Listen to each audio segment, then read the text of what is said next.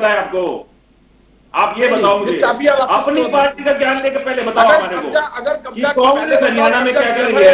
जो आपके 4 बड़े नेता हैं, 4 बड़े अच्छा ठीक है सर, ऐसे उलझिए मत, समय ऐसे निकल जाएगा, रुक जाइए सर, समय थोड़ा कम है मेरे पास। और उन तीनों को नहीं रखते। जी हाँ जी, संधू साहब बोलिए, रुक जाइए, बड़ी देर होगी, संधू साहब का नंबर नहीं आया। पार्टी को थोड़ी सी अपनी शर्म रखें कि आप लोग कर क्या रहे हैं। आपके लोग जो हैं वो हरियाणा के जो एनआरआई लोग हैं उनसे कब्जा कर रहे हैं, उन्हीं से पैसे लेकर आ रहे हैं। अपनी पार्टी को चलाने के लिए एनआरआई से पैसा ले रहे हैं और उन्हीं पे कब्जा कर रहे हैं, उन्हीं के घरों पे। हाँ जी संधू साहब। संधू साहब, काम करेगा प्रदेश के लिए या केंद्र के लिए क्या योजना लेकर के आ रहे हैं, सदा उसमें होना चाहिए, ना कि दूसरी चीजों पे। मैं तो ये कहूंगा पूरे प्रदेश में या पूरे देश में बीजेपी की पूरी तरह से सरकार ताकत के साथ आएगी और देश का विकास किया हम लोगों ने, चाहे स्वास्थ्य को लेकर के, चाहे एजुकेशन को लेकर के, चाहे सड़कों को लेकर के, पूरे देश और महिला सुरक्षा के लिए क्या बात है? महिला सुरक्षा पे बोलो संधू साहब। हाँ जी, महिला विजेंद्र सुरक्षा जी पे कह रहे हैं, एक मिनट रुकिए पहले संधू साहब की बात खत्म हो जाए फिर टोकिएगा जी। हाँ, मैं ये कहना चाहूंगा, संधू साहब की सरकार ने हरियाणा प्रदेश में विकास किया, ये मैं मानता हूँ, बिल्कुल चैनल के ऊपर मानता हूँ। इन्होंने बहुत विकास किया, इन्होंने विकास किया, क्राइम का विकास किया, इन्होंने महंगाई का विकास किया। इस सरकार में बेरोजगारी का बहुत विकास हुआ। ठीक है, ये काबिल है, बेरोजगारी का बहुत विकास किया। आज पूरे हिंदुस्तान के युवा लोग हिंदुस्तान को बचा लो, ये वृद्ध हिंदुस्तान रह जाएगा। सारे युवा यहाँ से निकल करके जा रहे हैं, उनका रोजगार का सृजन करो, रोजगार दो युवाओं को। संधू साहब, सारे युवा आज जो है ना हिंदुस्तान को छोड़ करके संधू साहब कुछ जाना शुरू कर दिया। बोलिए। आपकी तो आपके पास विधायक ने एक बालक का क्या होना, अभय सिंह चौटाला 1 लाख बेचारा क्या कर लेगा। देखिए तो वही कानून याद आपको की बात करें, अभी 2 दिन पहले चौटाला साहब करे थे 7500 पेंशन कर देंगे, 1100 रुपए हर औरत को मिलेंगे। ये अपने घर से करते हुए क्या ये प्रदेश के खजाने का लुटवाने का काम कर रहे हो? आपका सुप्रीमो प्रदेश को लुटवाने का काम कर रहा है, ऐसी बातें करके लोगों को पूरा करने का काम कर रहा है। अरे वृद्ध आदमियों को पेंशन देंगे, ये प्रदेश को लूटने की बात कर रहे हैं। कैसे वृद्धों का सम्मान देख लो इनकी नजरों में। चलिए सर, चर्चा की और जारी है, समय भी मेरे पास कम है। सम्मान देखो, इस विषय पे फिर चर्चा कर लेंगे सर। देंगे तो ये कह रहे हैं कि प्रदेश को लुटवा रोज शाम को मिलते हैं, फिर चर्चा कर लेंगे। हालांकि हर नेता के कार्यक्रम की अपनी अपनी रिपोर्ट थी। ढींगरा साहब मुस्कुरा के रह गए, उन्होंने रिपोर्ट डिटेल में दी नहीं। मैं उम्मीद कर रहा था डिटेल दे देंगे वो। चलिए फिर कभी उनसे पूछेंगे। आप चारों मेहमानों का जुड़ने के लिए बहुत बहुत शुक्रिया। सियासी अखाड़ा देख रहे थे आप, यहाँ रुकने कुछ देर के लिए। खबरों का सिलसिला लगातार जारी है।